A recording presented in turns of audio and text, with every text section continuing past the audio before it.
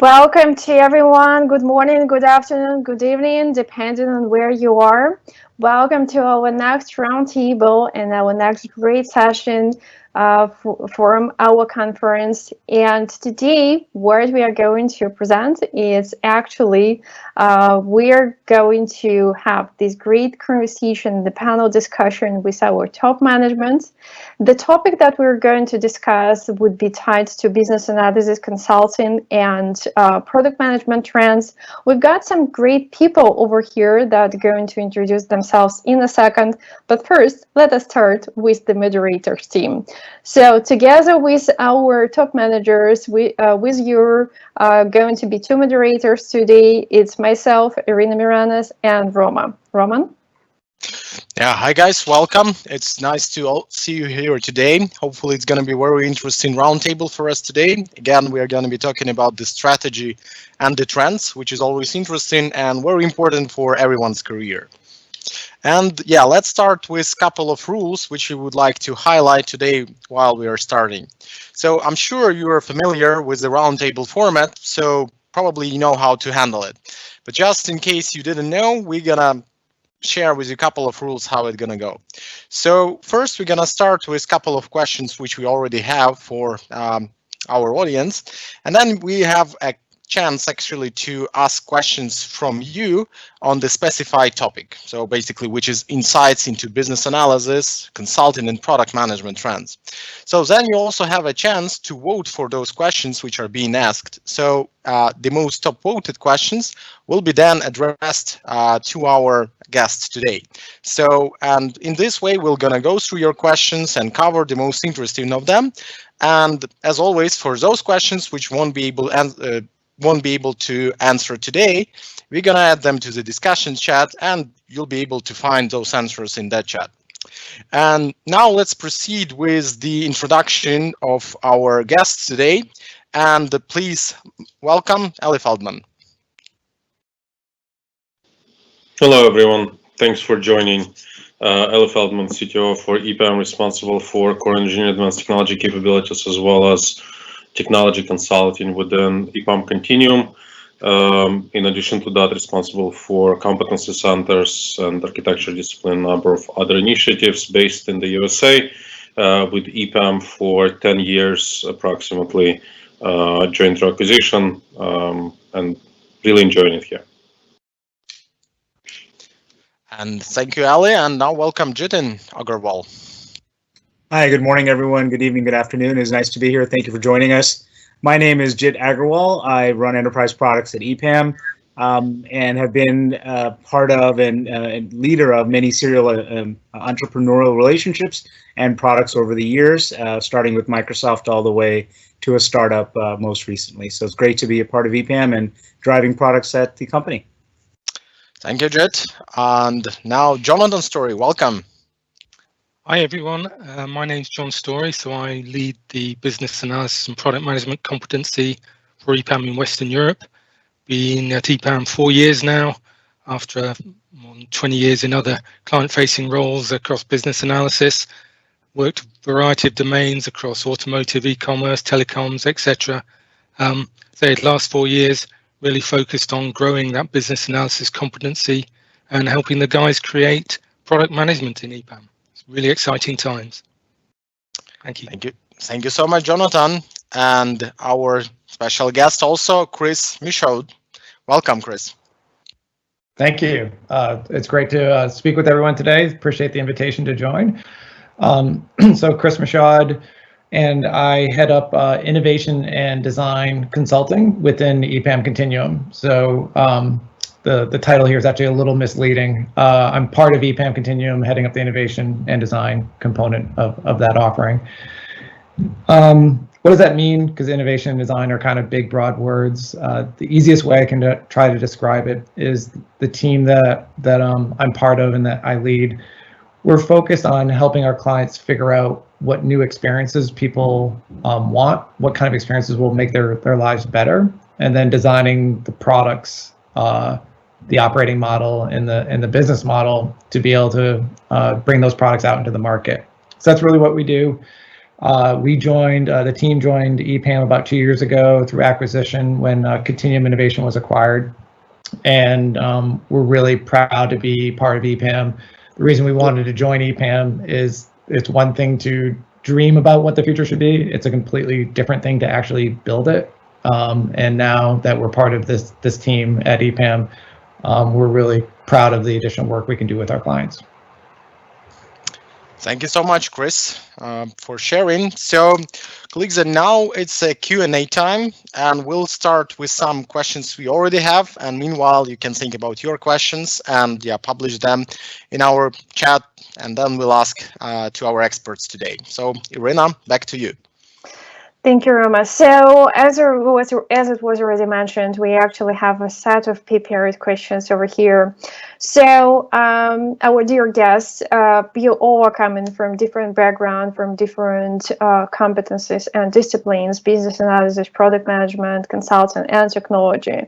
So with that, could you please share any trends that each of you can see these days and that are being affected by the current situation and the fact that we are also staying remote, and basically what got changed during the last time in the industry altogether? So Eli, probably we can start with you, and you can share some insights into the latest trends in the technology and IT altogether. Yeah, it's a loaded topic on many fronts. On one side, you have the overall sort of continual changes within the technology industry, shift to sort of being closer to the customer, whatever it's called, digital, or any other words that can be used to describe capabilities that businesses need to build to get closer to their customer and customer's customer in many cases.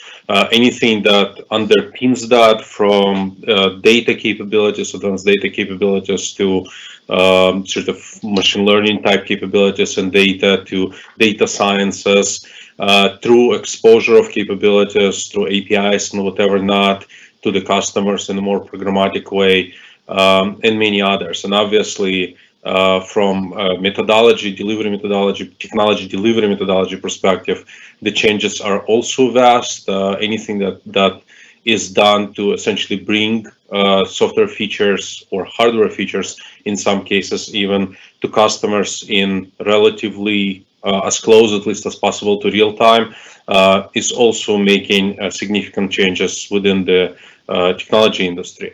At the same time, important to note, I guess, the current situation.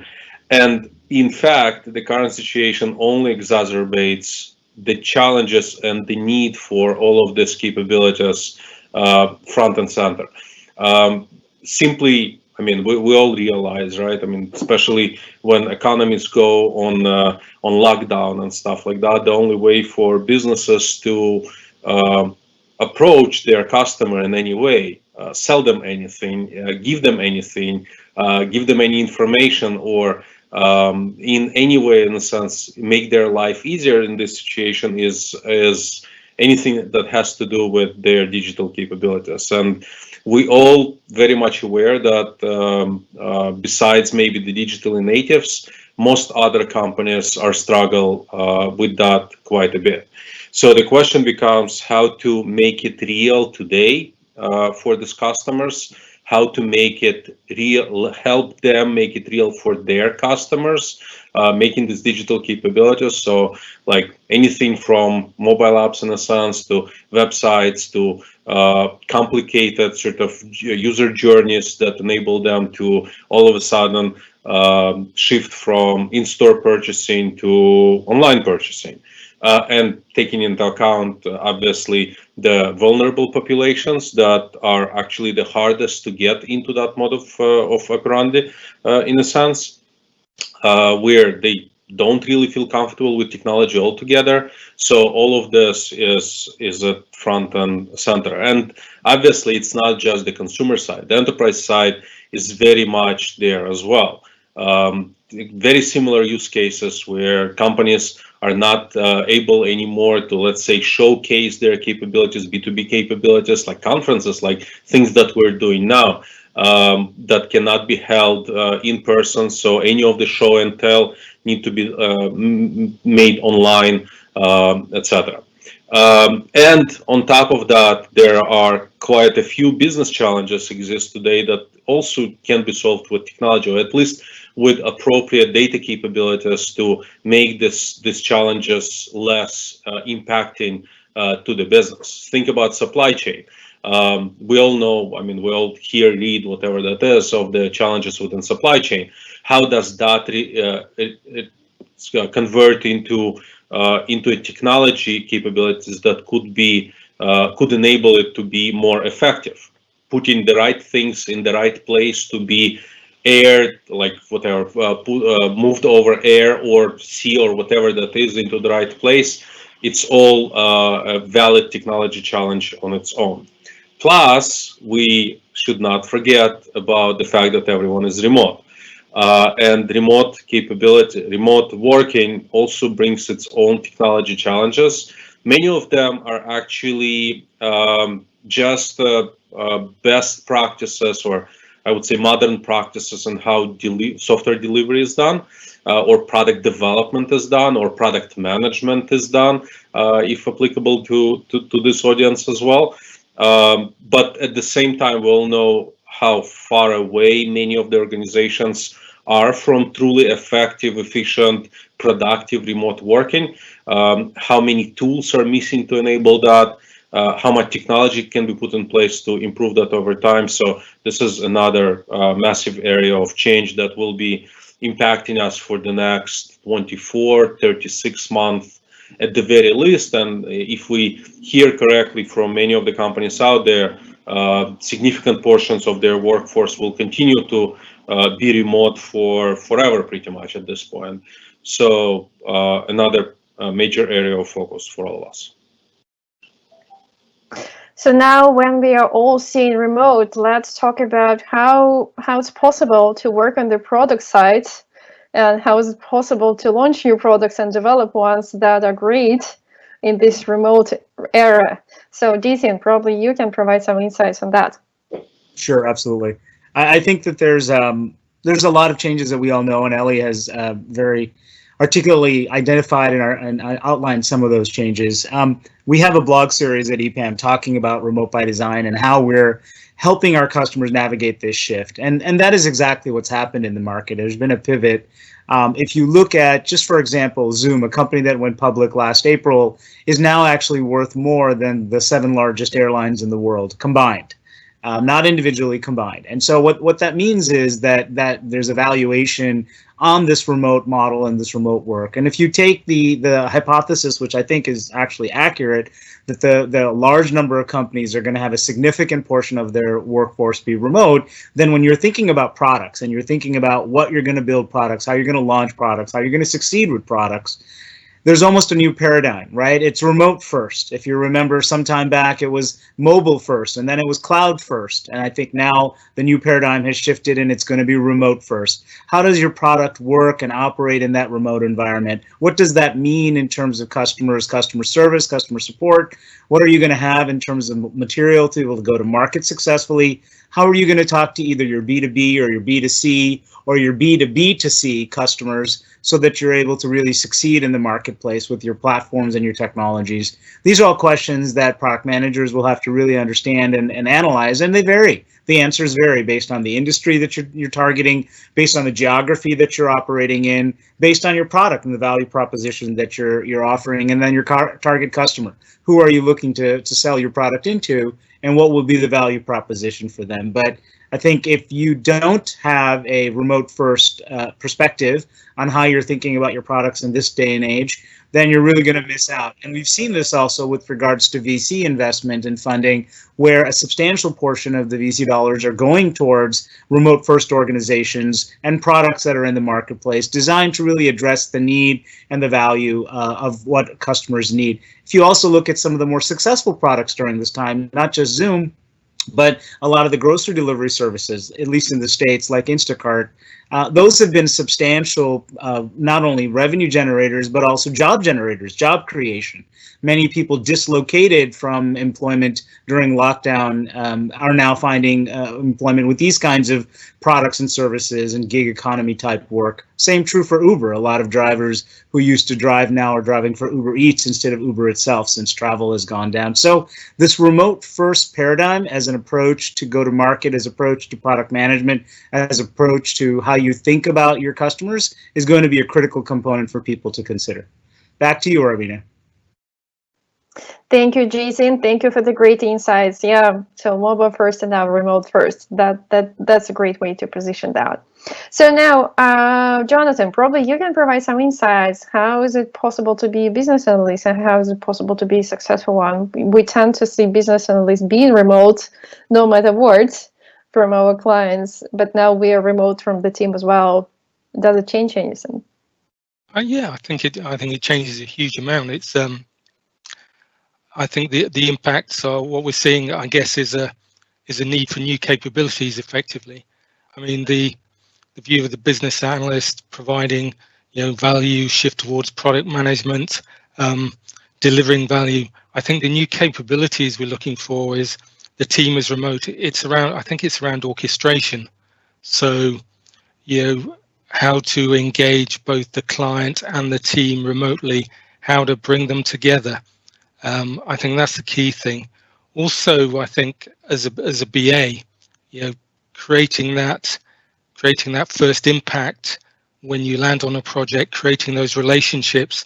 I think, from my perspective, with a group of on-site business analysts, those guys are used to, meeting up with the customer, creating that relationship. So it's been a real shift for those guys to try and understand how they can create that relationship and make the impact. In a sense, guys working nearshore, remote from the customer, have an advantage over that. But away from the customer side, sort of, it's the orchestration around the customer and the team.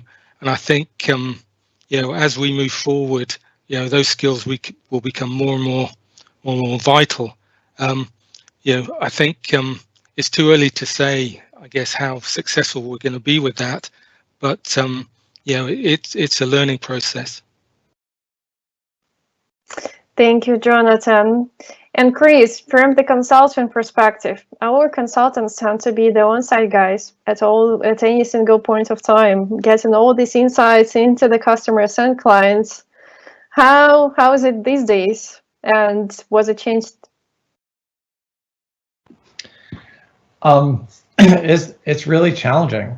Our clients are, for the majority of our clients, a great portion of our clients, their businesses have been dramatically disrupted.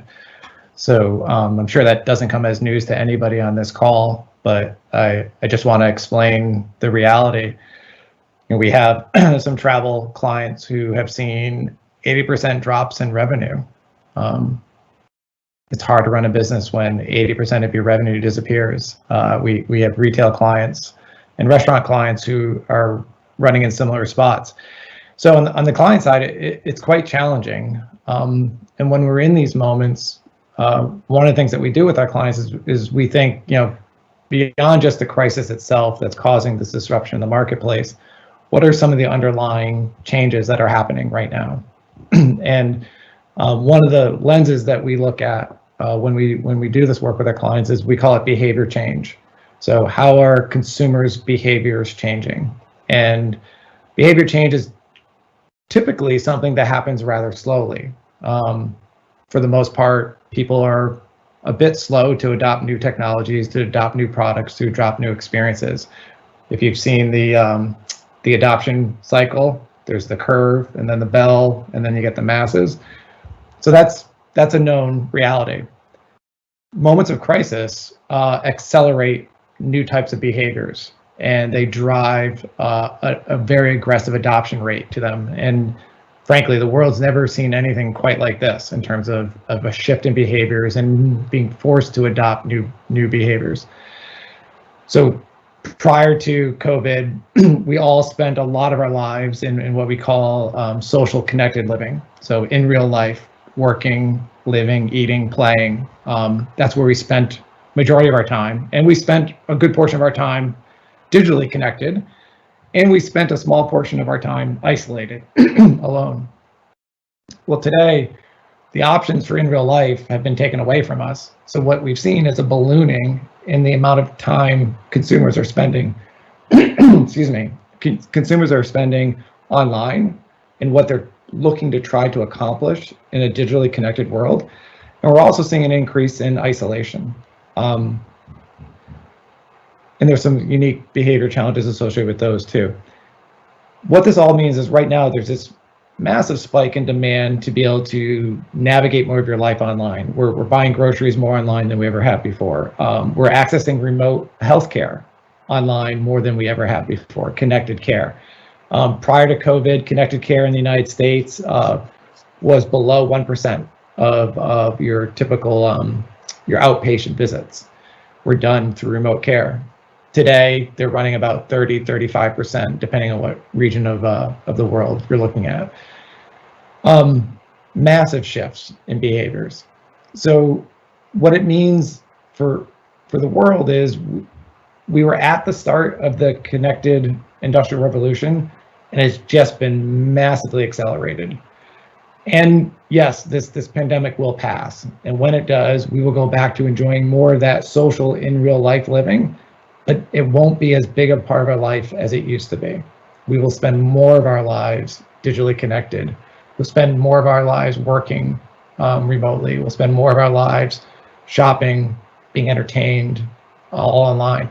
And that means organizations need to pivot in big ways. And that's really what we're helping our clients with right now, is figuring out how to pivot, not only to meet the immediate surge in demand, but also to prepare for this future where more, as people have gotten comfortable doing more things online and the convenience of it, that there'll continue to be more services provided that way. So that's really what's taking our attention and focus right now. Thank you for providing great insights. So now we talked about how it is for us internally and how it actually affects all these different competencies and directions. Now let's take a look at that from their client perspective. Roman? Yeah, thank you so much for the answers. Now we are actually moving right. So we've seen how the global trends or the market actually moves. But again, in terms of like service organizations or just, IT companies which are already on the market, how would they see, this demand or, customer like requests are changing in this new world? And maybe even if you could take it from perspective, how it was before the COVID, crisis, and how is it changing now? So should we again, consider where it moved before, or actually this COVID situation, it changed everything and now it won't actually proceed with any previous trends which we had? And actually how we see it in our requests on product development, on analysis or consulting work. Anyone would like to start? I can start, I guess. On one side, I wouldn't say there is sort of fundamental change, right? The amount of work that's being done is there, and some of it is done sort of quote unquote business as usual. Where business as usual for us historically is about, I guess, healthy split between customers looking to help them figure out what to do versus customers knowing what to do and need to further sort of help them implement what they are envisioning. I think one of the things we're seeing now is, because of all of the uncertainty in the market, clients are actually looking for insights more and more, which means that they're actually looking for two things. They are looking for leadership in product, meaning they want to understand how to better serve. For instance, let's say they already have an e-commerce site, or they have like a media platform or something like that, but they want better ideas how to serve a particular type of client. a new client, for instance, I mentioned before, like for instance, elderly population that is not as comfortable with technology. They're looking significantly more for insights from us, and I would imagine from other service partners, to help them figure that out. The other thing that they're looking for is what everyone else is doing. Obviously there is sort of restrictions involved in sharing what others are doing, but some of it is actually public. Many companies in this day and age actually share what they want to be doing to address the particular situation. And they are comfortable others taking similar steps. And I think services companies in this case behave as an equalizer, sort of an ability to look what many others are doing, digest that, and create the best way forward, and then apply it with the specific caveats of a particular client situation, technology, platform, customer base, and stuff like that is quite a bit different. And we're seeing like a significant uptick for this type of asks. Yeah, Roman, if I could build on what Ellie said, I think as we saw the pivot with the COVID-19 era, there was a definite shift in focus. There was a survive and thrive strategy. I think 80% of the customer demand and market demand shifted to the survive. How do we weather the storm associated with COVID-19 and the lockdowns and the worldwide kind of impact that it had? And that's certainly what has driven a lot of the demand is getting through that period of time, that survival, definitely 80% of the focus. And then thrive was how do I, when things turn, when the pivot happens and the markets and economies open back up, how do I ensure that I'm setting myself up for success? Those have been the primary factors driving demand. And I think now, at least we're starting to see a bit of the pivot from that 80% survive and 20% thrive to more of a 50-50, even going back to an 80-20 as how do you thrive then and not just survive. And so that kind of shift in demand is what you'd expect to see, and where the market is going to be headed moving forward is then saying, okay, we've gotten through this period, we've survived, we've come out on the other side. Hopefully, we're still a going concern with the business. Now, how do we really kind of jumpstart our operations, our platforms, our products, our solutions in the market? Because you want to position yourself for that inflection up, whatever that curve looks like, whether it's steep or flat or whatnot, right? It doesn't matter what the nature of the thrive, right? But you know that there will be that kind of uptick afterwards. And that's where I think the demand is going to continue to shift, is moving from survival mode into thrival mode or thriving mode. And that's really where I think the products need to be focused. How do you develop to satisfy and anticipate that demand? If you're doing a remote first world, which you should be, what does that look like? What does a remote experience now look like for your customer? They may no longer come into your facility. They may be working remotely. A good example is health clubs, right? Those health clubs that have thrived and will survive and then now thrive moving forward are those that have figured out how to operate remotely, right? A good example of that in the US is Peloton bikes versus SoulCycle biking, right? SoulCycle biking was an in-facility biking. You went to a center and you did biking, whereas Peloton was from home. Now, SoulCycle was much larger, much more successful than Peloton, but at the end of the day, because Peloton was well positioned for the remote world, right, they were more successful in the market. So this is an example of how you have to first focus on survival, now pivot to thrive, and how do you do that moving forward? Great. Thank you so much, Jitin, for the great explanation. Colleagues, John, Chris, would you like to add on top, or let's move to the next questions? Yeah, no, that's fine. I'll add on to that. I think I agree with what Jitin said. I think since COVID-19 started, we saw not quite a stop, but we obviously saw the slowdown.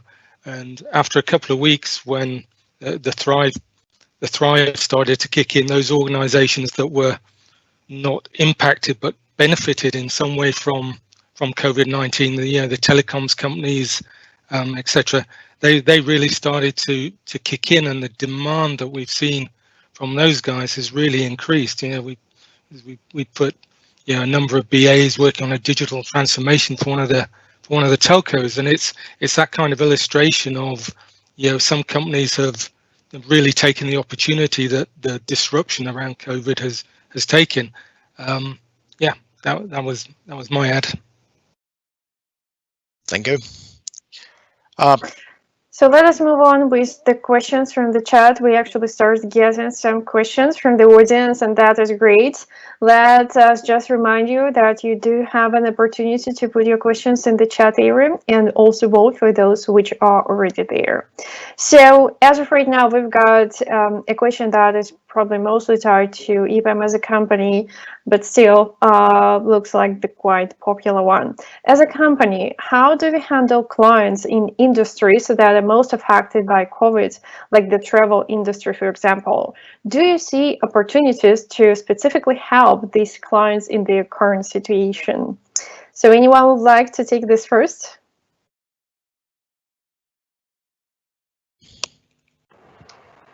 I could take a swing at it. Oh, okay, Chris, go ahead. So I'll talk to one specific client. So Southwest Airlines, large airline here in the States, primarily.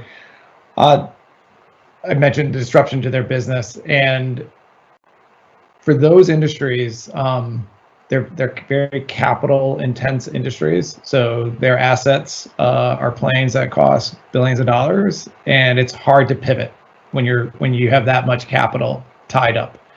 So as an organization, we've been talking with them about, are there opportunities to pivot? What are they? They're relatively modest. So some organizations are looking to pivot. Some organizations are looking to buckle down and try to get back to some semblance of normal as quickly as possible. In the case of travel, with Southwest Airlines, we're talking with them about how do we help them get back to some semblance of normal more quickly. And it all comes down, you're going to see the theme with me, it all comes down to consumer behaviors, and people will not start to travel until en masse until they feel confident that they can safely. So the whole mission to getting back to operations is how can we help Southwest Airlines provide a sense of confidence that people can travel safely. So what does it mean for screening when people come to the airport? What does it mean for how you sit, how you populate an airplane? We've seen some rumblings in the marketplace about airlines overselling seats and people sitting too closely together right now from a social distancing standpoint. That has a reverse impact on actually getting back to normal because it makes people concerned that airlines aren't caring for their interests. So we're working through some of that with them right now and helping them think through really how do you give confidence that you can travel safely. There's other parts of the travel industry that can pivot and need to pivot because they're not as capitally intensive. But as an airline industry, that's one that I could speak to with a little bit of detail, given that we're currently working with them. So I'm sure my colleagues have other points of view to share as well. Sure, let me build on top of this. Yeah, go ahead. Sorry, go ahead.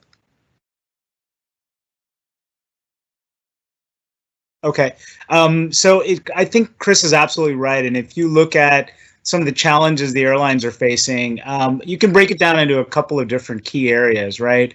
Obviously, there's the people challenge. What are they dealing with when it comes to their employees and people involved in their organization and providing the service? And then most importantly, their customers, the people that come and travel on their airlines. They need to feel secure and safe in that environment and know that, proper social distancing is being practiced as they now consider, okay, I'm going to, lockdowns are starting to end here in the States and also in Europe. And so people are considering, okay, I'm going to travel, but do I want to do it safely?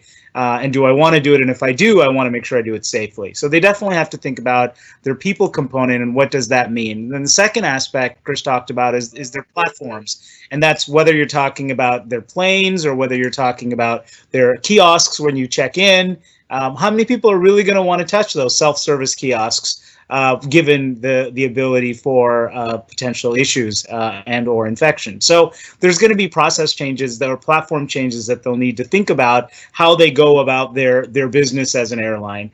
Think about process, right? What does the boarding process look like? At least in the States, it used to be like a cattle call where, dozens, if not hundreds of people would line up at the same time.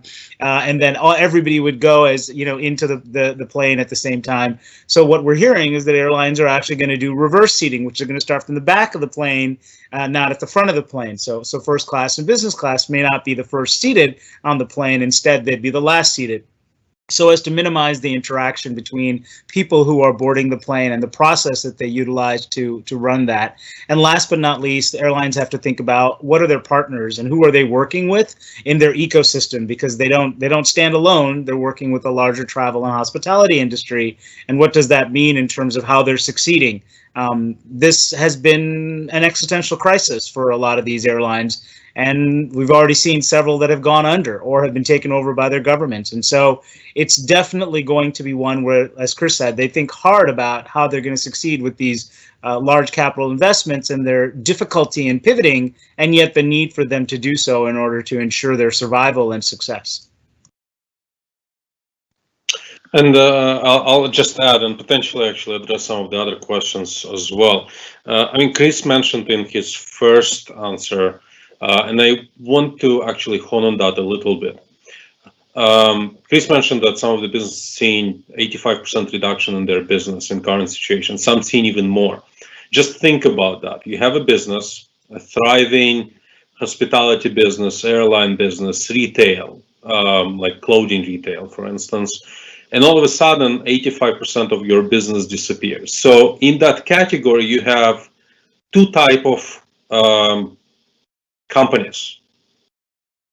The one type is dead, because if they're not doing anything to get out of that situation, and they cannot bring customers back in, let's assume for any foreseeable future, or that customer, either because of government regulation or because people will not be comfortable going back and into like whatever Macy's of the world or whatever that is.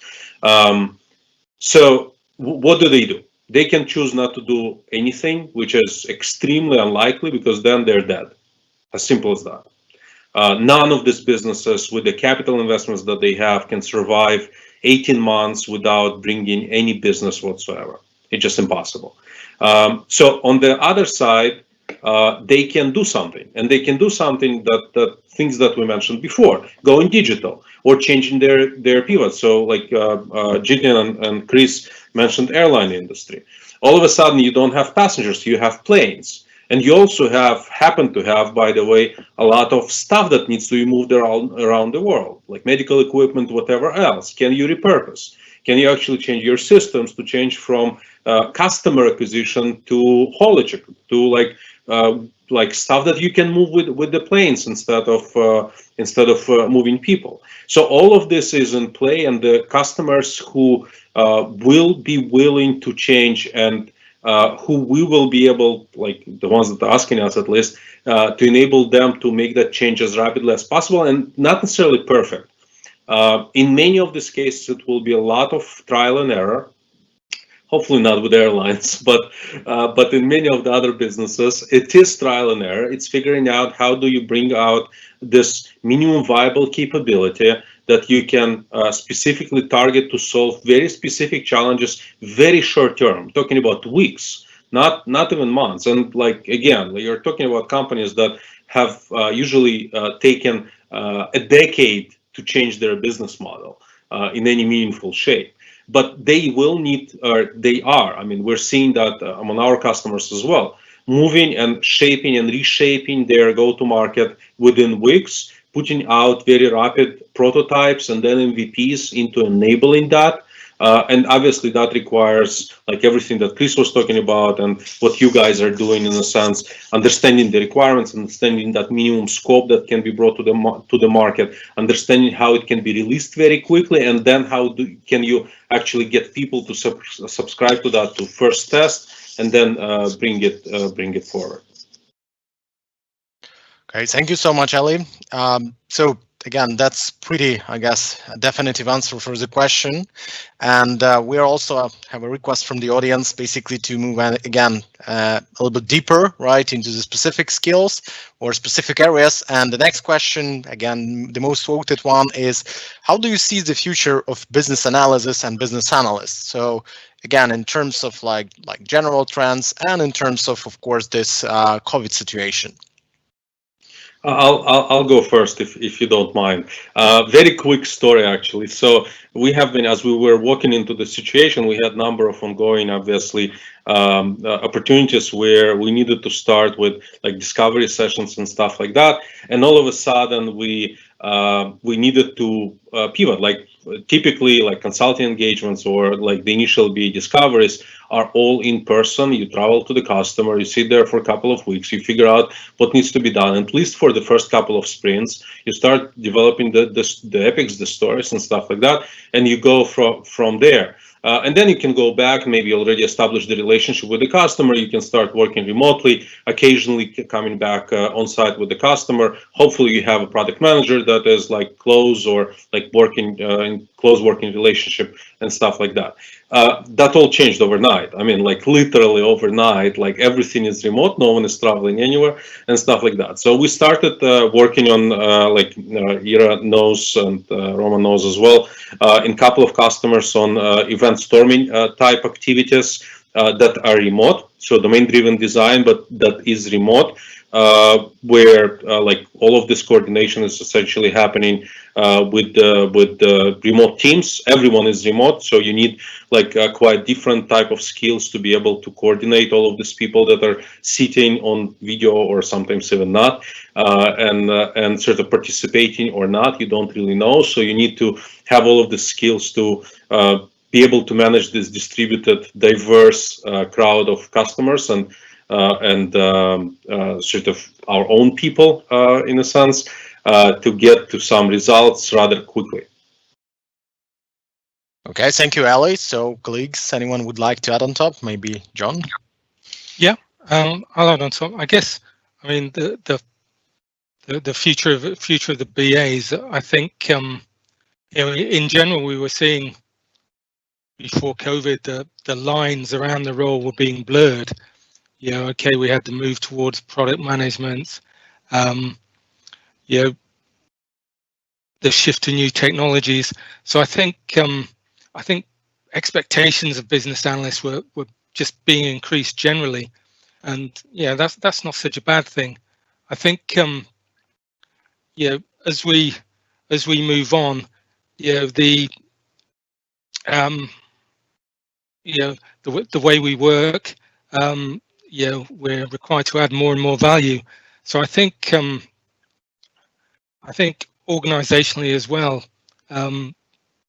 you know, there are increasing requirements for BAs to be multidisciplinary. So we're seeing more and more demand for business analysts as Scrum Masters, business analysts as, you know, delivery managers. So as well as the proxy product owner role, you know, we're seeing them take more and more responsibility, and that's really great.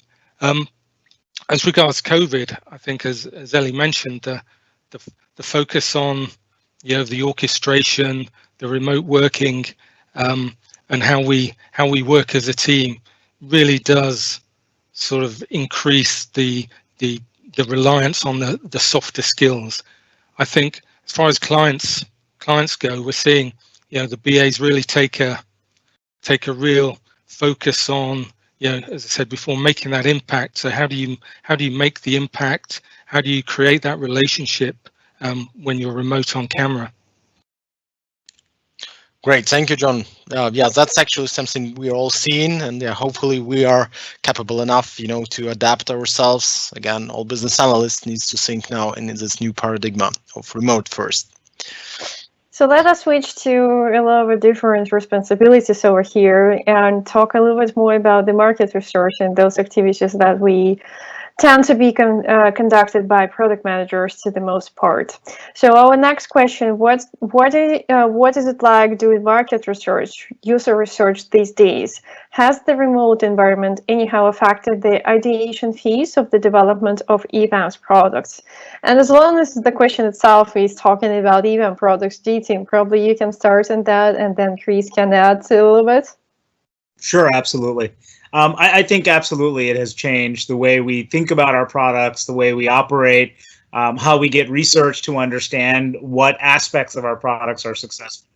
What aspects of products are successful in the market. So let me talk about a couple of things. First of all, if you think about how, with the remote first kind of paradigm shift, how your product now operates in a remote first environment.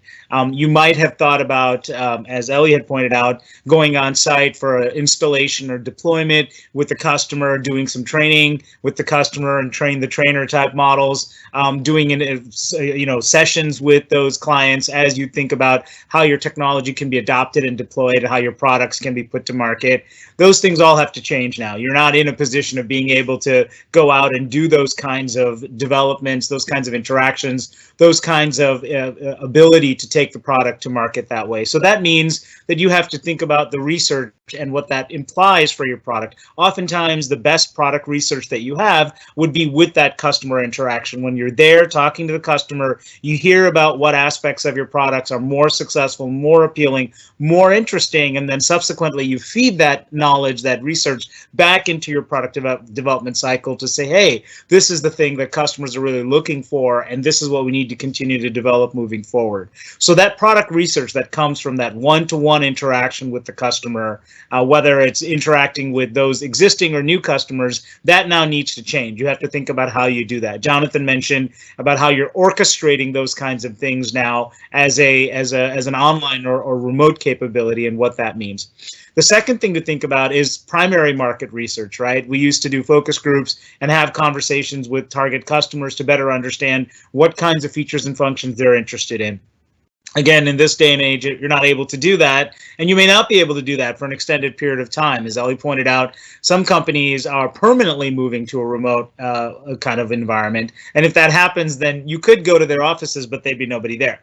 And so at the end of the day, what does that then mean? How do you run primary research, focus groups, and whatnot in this market in order to understand what features and functions your customers are going to need and want? And last but not least, the third thing to think about is how do you take advantage of this now remote model to succeed in getting customers? Because don't forget, those customers are now more available to you because they're always on, right? You're not in the work from home, you're now in the work is home model, and that's 24 hours a day. And so now you might have better access to those customers through online surveys, research, forums, the way to get that feedback and input. We're actually seeing a productivity increase at EPAM across our organization with the pivot to over 3 days, as Ellie pointed out, from not being remote to being completely remote, 98% in 3 days.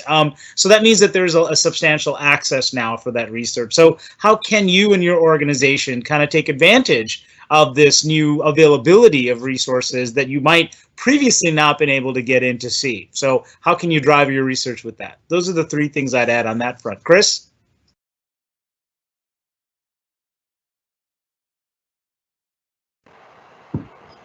There. Sorry, mute button was being a little slow for me. Sorry about that. That was a great summary, Jitin.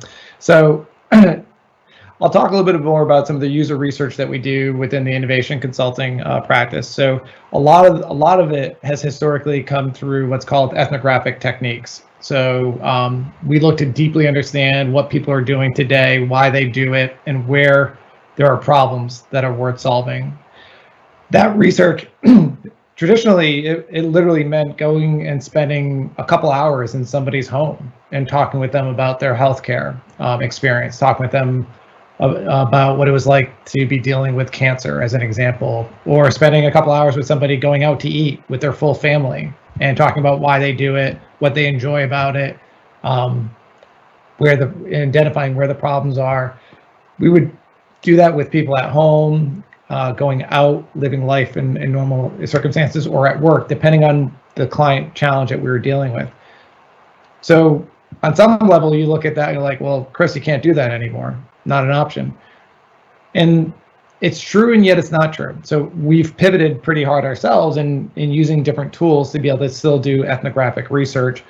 But instead of going to sit in somebody's living room and talk with them for a couple hours, we are Skyping in or Zooming in with them to talk with them. And the good thing is, like, we're all in this together. So everybody is getting much more comfortable with Zoom. Everyone, from kids to elderly, all of us. And Jim was talking about this, like the availability of people is there. We're all a little stir crazy. And so when you have an opportunity to talk with somebody new and have some social connections, people are putting their hand up and saying, like, yeah, I'll give you 2 hours of my time and talk to you about what my fears around cancer. Like, we're doing a cancer detection project right now. And so we're getting access to people, and we're porting into their living rooms or porting in to them when they're on the road traveling. So we're figuring out ways to deal with that. But there's also some other challenges. Like, when we're typically talking with somebody, we also are sharing some really early ideas. We call them little prototypes, stimulus to help people engage in a conversation about future experiences. We're doing a project right now around the future of nutrition, and we've got some different ideas about how people think about nutrition and engage in nutrition, and nutrition will be delivered to them. There's some physical prototypes that go with that.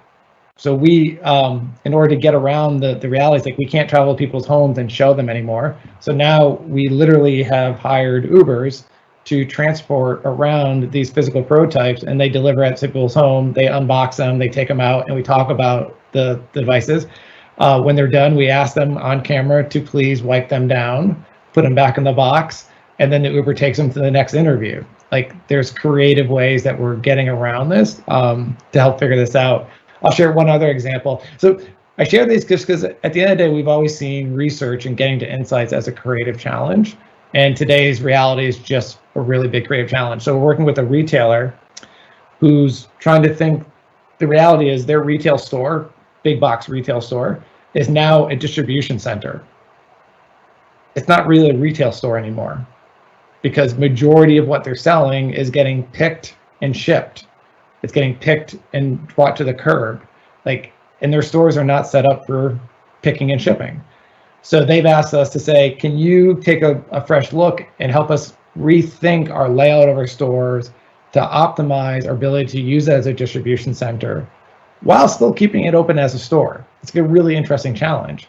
So one of the first things we're going to do on that one is we're going to set up cameras inside the stores and see what people are doing today, see how people are shopping, see how employees are picking, where the challenges are, and then we'll do online interviews with employees about their problems. And from there, I'm sure we're going to get to some really neat insights on how to improve that experience.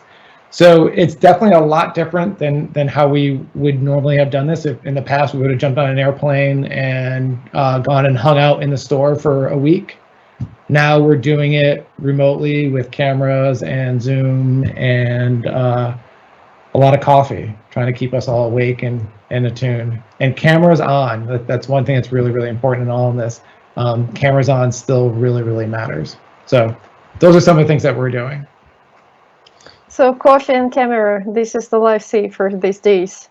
So I guess very quickly, our last question for the day, Roma. Yeah, thanks guys. So probably really the last question. So which of modern technologies are mostly applied in traditional offline business due to lockdown? So yeah, dear experts, anyone would like to start? I can start, I guess. I'll actually pick up on what Chris was saying. So I think we recently spoke, like everyone is talking about like back to office and all of that stuff. And I mean, there are other questions here about returning to office or traveling to customers.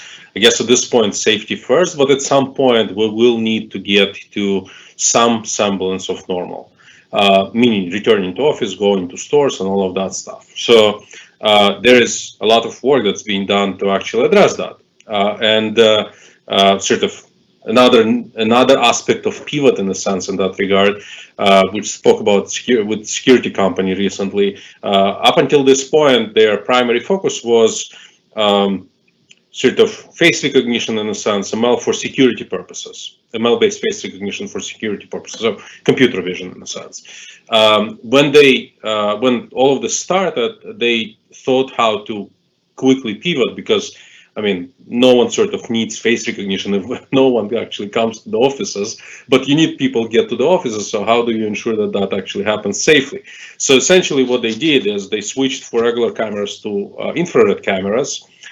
And instead of recognizing faces like for facial recognition, they started recognizing health parameters. Temperature, palpitation, like heartbeat, like all of that stuff from cameras using ML. Another thing that is being done, so Chris mentioned using cameras to observe people what people are doing in the store. In many of these use cases, the observation is not human observation. It's actually computer models that actually make sure that you can optimize, you find the suboptimal pathways in stores, factories, distribution centers, event venues at some point when event venues will start opening up to ensure that you actually can ensure some form of social distancing in that regard. You will need machine models, computer vision models, essentially to figure out how to make it work. So this is like some of the modern things that are being used in current situation. Well, thank you so much. Yeah, that's a really interesting insight into what's happening. So you're experts. Anyone would like to add on top of that? Okay. Oh, No, I think the idea is for us to maybe take some of the last few minutes and do some wrap up. Is that what you'd like us to do, Roman and Irina? Yes, that would be great. We probably will not have enough time for everyone, but it would be great if there are a couple of the answers, a couple of the suggestions on and some recommendations on how would you keep up with your growth strategy. We have many business analysts and product managers and project managers, as we already know, listening to us today, and we all tend to spend or expected to spend a lot of time on the self-education and getting all the various insights. So any recommendations from you guys on what would be the right thing to do right at this moment in order to be successful, that would be great. Yeah, I think I go back to what we talked about at the top of the hour. From my perspective, I think organizations and products that are looking to succeed in the market right now should really think about remote first, right? What does that mean? How does that work? Ellie talked about how businesses that used to have facilities like retail and are now having to think about what does remote first mean? How are they going to turn their retail into drop ship locations? Because that's what remote first means for them. So it's not just your product digital, but it's your product, your offering, your service, whatever it is you do. You have to think about that. And then if you think about a model, it's 80% survive and 20% thrive, which at some point here is going to pivot the other way, and it's going to be the majority on thrive, and survive will be less of an issue because we'll have passed that inflection point. And I think we're approaching that pivot in the market where it's more about how do I succeed moving forward, less about how do I make sure that I stay open and a going concern. And then the last thing I would say is, if you're thinking about your products and how you're going to talk to your customers, determine what that new approach looks like. What is the next normal for your go-to-market, for your research, for your connection with that customer of yours, whether it's a B2B or a B2C or a B2B2C, depending on how you do it. So those would be the three things, right? Think about those aspects when you're looking to build your products and launch them in market. Thank you, GT. And because we still have lots of BAs over here, so Jonathan, probably any quick last-minute recommendations from you how to be a successful BA these days? I would say, building on what Jitin said, understand your customer. You do that anyway. Understand your customer, the market, your customer's customer, and then work out how you engage your customer in this remote environment. How do you present yourself to your customer and convince him that you understand his business remotely? Cool. Thank you, Jonathan. So we are at a time over here. Can I add Sure. one word? Sure. Literally, speed. everything that Jitin and Jonathan said, speed to market is fundamentally important, especially for BA roles in current situation. Thanks, Elia. That really makes sense, especially when you need to pivot and think fast while reacting on what's happening on the market. Okay, guys, so thank you so much, dear experts, for sharing your insights. Again, from this picture you're having, which is more strategic one, that was really valuable for us and hopefully for all participants. So, dear colleagues who are with us now, as already mentioned, all the questions which we didn't have a chance to answer yet will be answered by our experts on our discussion board. So basically just visit our day and visit the specific discussion and you'll find your answers there. And if you want to continue the discussion, maybe out of this speech, you can also continue asking questions there and our experts will be looking there from time to time, providing you with further answers. Yeah, and for that, thank you so much for coming and joining us today during these quarantine times. Again, hopefully that gave you a good inspiration into moving forward. And yeah, thank you for joining us. Stay safe, stay healthy. Thank you. Take care, everyone. Thank you. Bye.